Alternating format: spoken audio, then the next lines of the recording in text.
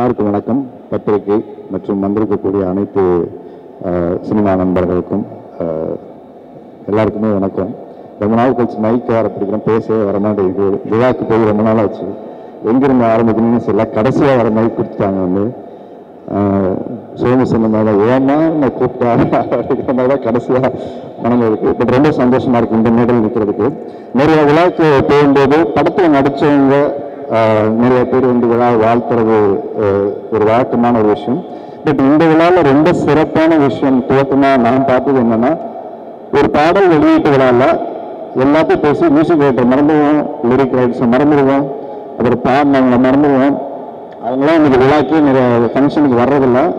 நிறைய ஹீரோ ஹீரோயின்ஸே இப்போ பட விழாக்களுக்கு வர்றதில்லை. பட் இந்த விழாவோட துவக்கம் வந்து அத்தனை பாடகர்களுமே இங்கே வந்து நாங்கள் ஆல் த சிங்கர்ஸ், ஸோ அவங்களுக்கெல்லாம் பெரிய ஒரு ஆள் சொல்லி அந்த மியூசிக் டைரக்டர்ஸ். அவரை பற்றி கேள்விப்பட்டிருக்கேன், நான் அவரை பார்த்ததில்லை ஆக்சுவலாக. ஏன்னா நான் ஃபஸ்ட் டைம் படம் ஒர்க் பண்ணது வந்து டிவி சேனல் சார் ஒர்க் பண்ணேன். ஸோ அப்போ இருந்து மலையாளம் படம் பார்க்குறதும் சரி, மலையாள இண்டஸ்ட்ரிக்கு டெக்னீஷியனுக்கு தெரிஞ்சுக்கிற வாய்ப்பு இருக்கும். ஸோ அவரோட மியூசிக்கும் அவரையும் கேள்விப்பட்டிருக்கேன். பட் அவரோட இவ்வளோ எங்கே அவர் மியூசிக் இருக்குன்னு இன்னைக்கு வரைக்கும் அவர் 50 வருஷம் தாண்டி போயிடுச்சு. அவர் உடம்புக்கு தான் வயசாக இருக்கு, அவருடைய திறமைக்கும் அவருடைய இசைக்கும் இல்லைங்கிற பாடல் கேட்குமே தெரியுது. ஸோ தமிழ் சினிமா உங்களை பெரிய ரத்தன கம்பளம் போட்டு உங்களை வரவேற்கும் சார். நீங்கள் தமிழ் சினிமாவுக்கு கிடைச்ச இன்னொரு பெரிய பெட்டிஷனாக தான் நாங்கள் பார்க்குறோம். We are proud to welcome you here. அடுத்தது யுவபாரதியோட வரிகள் வந்து எக்ஸ்ட்ரா நிறையா எழுதியிருக்காரு. அவருடைய பாடல் வரிகளை சொல்லவே வேணாம்.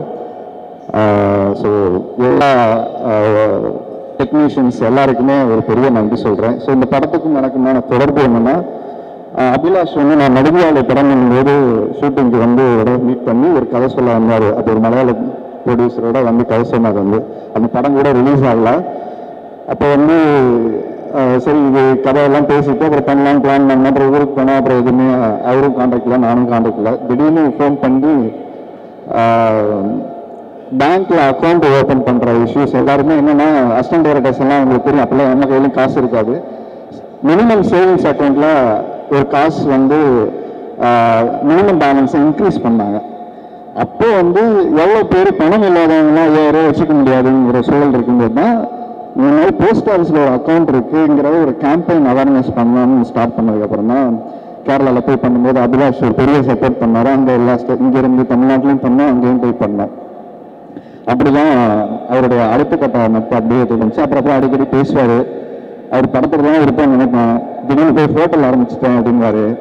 என்னங்க ஆச்சுன்னு கேட்பாரு. சிரிச்சுட்டு எல்லாமே போயிடுச்சு, நம்பி விட்டுட்டு போனேன், முடிச்சு பேலன்ஸ் வந்து கடன் வாங்கி ஒன்று கொடுத்தேன். அதையும் கடன் வந்து இப்போ மறுபடியும் பிஸ்னஸ் பண்ண ஆரம்பிச்சு கொடுத்தாங்கன்னு நினைச்சேன். மொத்தமாக எக்ஸ்ட்ரா கடன் வாங்கி அதையும் 2 வேலை கட்டிட்டு எல்லாத்தையும் முடிச்சுட்டு வந்துருக்கேன்னு சொன்னார். அதுக்கிட்டலாம் இந்த கதையை வந்து சொன்னார். இந்த கதை ஃபர்ஸ்ட் ஜித்தன் டென்னிஸ்க்கு சொல்றதுக்கு முன்னாடி என்கிட்ட வந்து பேச இந்த கதை சொன்னார். ரொம்ப நாள் வந்து அப்போ நான் பண்ணுறதெல்லாம் பேசிட்டு இருந்தேன். வந்து அதுக்கப்புறம் இந்த கதை ஜித்தன் டென்னிஸ் பண்ணார். ரொம்ப சந்தோஷமா இருந்தது. ஹீரோவா நடிச்சு தோட்டவங்க இருக்கான் பிரதர், வில்லனா நடிச்சு தோட்டவங்க இல்லவே இல்லை இந்த சினிமாவில். அதனால நீங்க வில்லனா முதல்ல காலடி எடுத்து வச்சிருக்கீங்க. இந்த சினிமா மீண்டும் உங்களை உயரத்தை கொண்டு போய் மீன்பாட்டுங்கிறத மாற்ற கருத்து இல்லை. 2023 ஒரு பெஸ்ட் வில்லனுக்கு கட்டாயம் ஒரு பெரிய அவார்டு வாங்கணும்னு நான் எல்லாமே ப்ரே பண்ணிக்கிறேன். ட்ரைலர் பார்த்தா ரொம்ப நல்லா இருந்தது. 2024க்கு நான் ஒரு வில்லன் பண்ணியிருக்கேன். அதனால அதில் காம்படிஷன் அடுத்து மறுபடியும் நடிக்கணும்னு வராதிங்க. ஏன்னா நீங்களே ஒரு சைக்கோ வில்லன் பண்ணியிருக்கீங்க. நான் ஃபர்ஸ்ட் டைம் நான் இத்தனை படங்கள் பண்ணது நானும் ஒரு சைக்கோ வில்லன் பண்ணியிருக்கேன். ஸோ நீங்கள் 5க்கு மிரட்டியிருக்கீங்க, நான் அன்சிகாவோட நிறைய பிரச்சனை பண்ணியிருக்கேன்.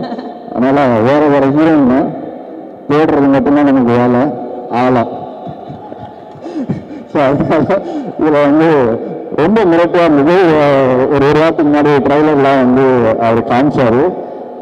மியூசிக்கோட ஆர்கெஸ்ட்ரேஷன் வந்து எக்ஸ்ட்ரானரியாக இருந்தது, ரொம்ப பியூட்டிஃபுல்லாக இருந்தது. சவுண்ட் டிசைனிங் அது ராஜகிருஷ்ணன் எல்லாமே ஒர்க் பண்ணியிருக்காங்கன்னு நினைக்கிறேன். ரொம்ப எக்ஸலண்ட்டாக இருந்தது. குட்டி குட்டி சின்ன சவுண்ட்ஸு, அந்த மூடு ரொம்ப நல்லா இருந்தது. அண்ட் நம்ம சினிமாட்டோகிராஃபர் ஆள் வளர்ந்துருக்காரு அப்படிங்கிறது எல்லாரும் சொல்கிறாங்க. ஆனால் அவரோட சினிமாட்டோகிராஃபியோட எந்த பண்ணாலுமே அவருடைய மனசு ஒன்று இருக்குண்ணா. அப்புறம் அப்போ போல பார்த்தேன், towards dedication to the work. இங்கே நிறைய பேர் அந்த டெக்னீஷியன்ஸ் சொன்னாங்க 500 ரூபாய்க்கெல்லாம் ஃபைட் மாஸ்டர் கொடுக்குறாங்க. ஆர்டிஸ்ட்டு எக்ஸ்ட்ரா மழை வந்து போட்டு வேணா காசு வாங்காம நம்ம இண்டஸ்ட்ரியில் நடந்திருக்காரு. இப்படி நிறைய பேருக்குள்ள இருக்கிற மனிதன் இந்த ஸ்டேஜில் தெரிஞ்சது. இந்த படம் பணத்துக்காக இங்கே நிறைய டெக்னீஷியன் இல்லை, ப்ரொடியூசர் அமர் அண்ட் அபிலாஷ் சம்பாரிச்சு வச்ச மனிதர்கள் தான் இங்கே நிறைய பேர் இருக்கேன். நான் உட்பட இங்கே வந்து இது பண்ணுற ரமேஷ் ப்ரொடியூசர் அப்படிங்கிற எல்லாரும் மனிதர்களுக்காக தான் இருக்கேன். அர்ச்சனாலாம் பயங்கர பிஸி. முடிச்சுட்டு 8 மணிக்கு மேலே இன்னைக்கு வரணும், அண்ணன் பக்கத்துக்கு நிற்கணுங்கிறனா சோமு நிஷாலாம் டேட்டே இல்லை. எங்கள் வீடு பக்கத்துல தான் இருக்காங்க. எங்கள் வீட்டுக்கு ஒரு நாள் கூட வந்ததில்லை. மாசத்துக்கு ஒரு நாள் வருவாங்க. சம்பாரிச்ச காசை அங்கே வச்சுட்டு எடுத்துட்டு போறதுக்கு இப்பதான் வீடெல்லாம் கட்டிட்டு வந்தேன். அது திருச்சியில் சென்னையில் வாங்கிடுவா, பெருசாக வாங்குவேன். என்னமோ வாழ்க்கை. ரொம்ப சந்தோஷப்பட்டது, ஹீரோக்கள் மட்டும்தான் போய் உதவி செய்வாங்கன்னு இல்லை, மனசு இருந்து செய்யற அத்தனை பேருமே ஹீரோ தான். அது ஒரு பெரிய ராயல் சொல்லிட்டு. ஏன்னா அது கேபி பாலாவா இருக்கட்டும், நீங்களா இருக்கட்டும், எவ்வளவு செய்யறோம் முக்கியம் இல்லை, நம்ம எவ்வளவு மனசு அன்போட செய்யறதுக்கு இல்லாதவங்களுக்கு போய் ஒரு பிஸ்கட் கொடுத்துட்டு அந்த வீடெல்லாம் பார்ப்பேன், திட்டுறாங்க அந்த சொல்லிட்டு அப்புறமா மறுநாள் அதுக்கு ரெடி பண்ணிட்டு முன்னெச்சரிக்கையோட போய் தேடி போய் செய்யற விஷயம் இருக்கு இல்லையா, அது உண்மையிலே பெரிய மனசு சகோதரி. உள்ள இருந்து எப்படி பார்த்தோன்னா அதே மனசோட நீங்க வெளியிலும் போய் நீங்க செய்யறது ரொம்ப சந்தோஷமா இருக்கு. உங்களை பார்த்து இன்னும் நிறைய பேர் செய்யணும். எல்லாருமே அதான் ஹீரோக்கள் வந்து அவங்க இவ்வளோ கொடுக்கலாம், இருந்து இவ்வளோ கொடுக்குறாங்க, கொடுத்தவங்க இவ்வளோ இருக்காங்க, இது மாதிரி பார்த்து நிறைய பேர் நம்ம கொடுக்க ஆரம்பிப்போம். யாரு கொடுக்கலன்னு கேட்க வேண்டியதில்லை, கொடுத்தவங்களை கொண்டாடுவோம். பெரிய பெரிய நடிகர்கள் கொடுக்கறது மட்டும்தான் நம்ம விளம்பரம் பண்றோம். இந்த மாதிரி ஓடி செய்யற மனிதர்களாக நம்ம கொண்டாடக்கூடிய ஒரு மேடையாக நீங்க வந்திருக்கு.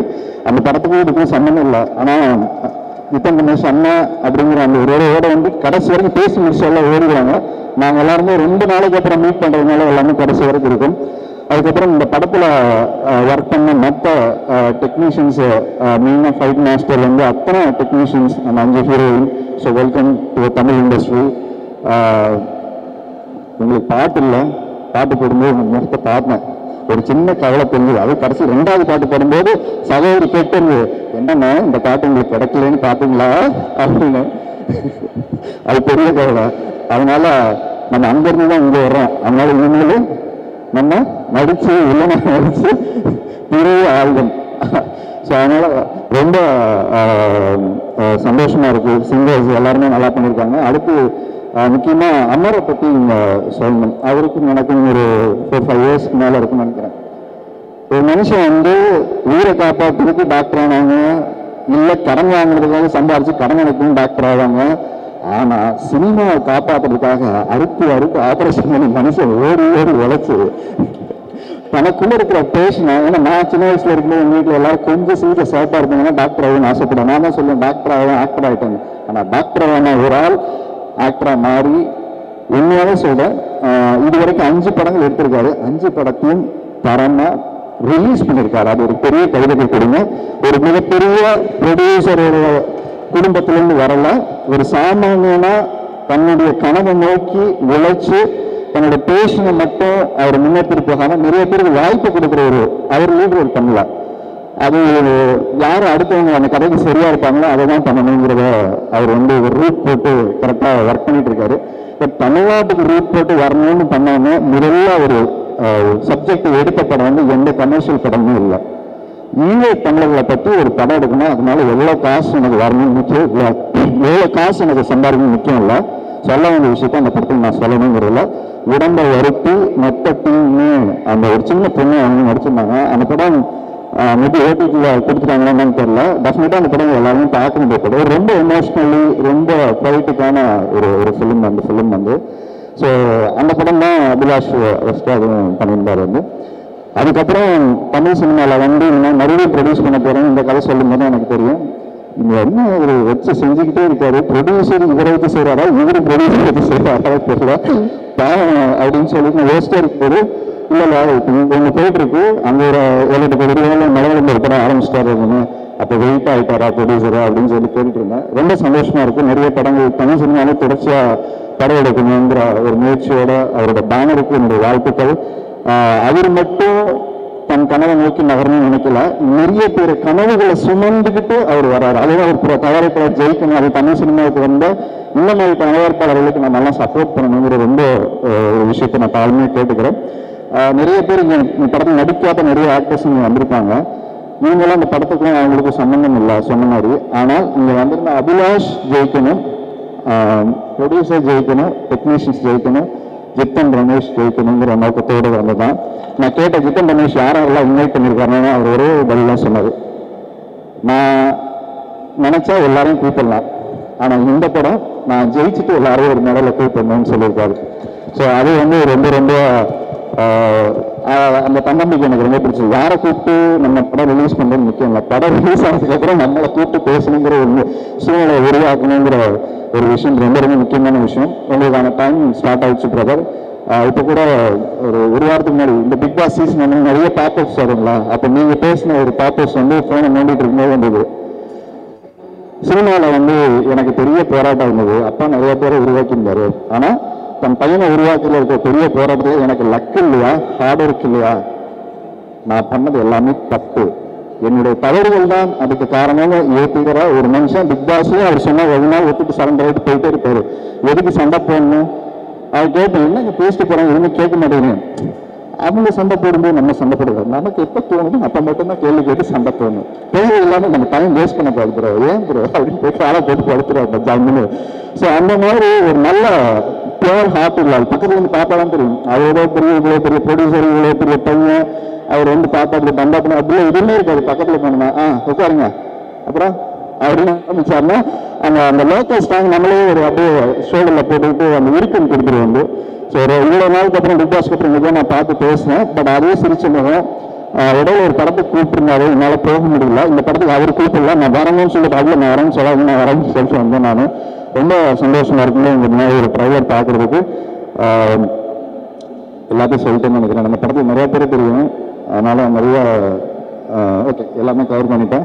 ஸோ ரொம்ப சந்தோஷம். அந்த அவங்களுக்கும் பெரிய தேங்க், இந்த படத்தை கொண்டு போய் மக்கள்கிட்ட சேர்க்குற விஷயம். ஆடியோ வந்து பாட்டு எல்லாமே நல்லாயிருக்கு. ஸோ ஹோல் டெக்னீஷியனுக்கு என்னுடைய வாழ்த்துக்கள். ஸோ டிசம்பர் படம் ரிலீஸ் ஆகுது. ஸோ எல்லோரும் தியேட்டரில் வந்து பார்த்து இந்த படத்தை சப்போர்ட் பண்ணுங்கள். ஒரு நல்ல திரைப்படத்தை கொண்டாடக்கூடிய அத்தனை பத்திரிகையாளர்களும் நிறைய படங்கள், இந்த சின்ன சின்ன படங்கள் இந்த வருஷம் டாடா குட் நைட் நிறைய படங்கள் வந்து ஓடி இருக்கு. ஸோ இந்த சின்ன படம் நாளைக்கு ரிலீஸ் ஆகும்போது ஒரு பெரிய படம் ஆக மாறி ஒரு வெற்றி விழாவில் திருப்பம் எல்லாரும் நம்ம மீட் பண்ணுவாங்கன்னு நினைக்கிறேன். தொடர்ச்சியாக தமிழ் படம் பண்ணுறதுக்கான ப்ரொடியூசர் வந்திருக்காரு. உங்களுக்கும் பெரிய இந்த படம் ஒரு ஓப்பனிங்கை கிரியேட் பண்ணி கொடுக்கணும். உங்களுக்கும் ஒரு ரூட்டை போட்டீங்க, அடுத்து என்ன படம் பண்ணணும்னு. ஸோ உங்கள் ரூட்டு அதோட பயணிட்டு நன்றிண்ணா, நல்லா என்கரேஜிங்காக பண்ணுங்க. தேங்க்யூ அண்ணா, தேங்க்யூ ஸோ மச், தேங்க்யூ. ரொம்ப சந்தோஷம்ண்ணா. தேங்க்யூ. கேள்வி இல்லைன்னா எதுவும் என்னன்னா கேள்வி இருக்கண்ணா? கேள்வி எதுவும் இல்லைண்ணா. அவர் கேட்டாரு இவர் கேட்டாருன்னு அவரோட கேட்குறாரு, இப்போ பிக் பாஸ் பார்க்குறீங்களா அப்படின்னு சொல்லிட்டு. டைம் கிடைக்கும்போது பார்க்குறேன், கட்டாயம் பார்க்குறேன். டைம் கிடைக்கும்போது பார்க்குறேன். எல்லா சீசன் 7 இது ஃபினால ஆரம்பிக்கும் போது எல்லாருக்குமே என்னுடைய வாழ்த்துக்கள். வெற்றியாளராக வந்து இந்த இருக்கிற ஆள்களை யாராவது ஒருத்தர் தேடி வரப்போறாங்க. ஸோ யாருக்கு பிடிச்சிருக்கோ அவங்க ஓட் பண்ணுங்க. சண்டைகள்லாம் போட்டுப்பாங்க, நம்ம எதுவும் சொல்ல தேவையில்லை. தங்கச்சி பார்த்தாங்க சிரிப்பு அண்ணா ஆரம்பிச்சிட்டாரு அப்படின்னு. ஓகே அண்ணா, தேங்க்யூ. நம்ம ஆர்வனுக்காக ஒரு பெரிய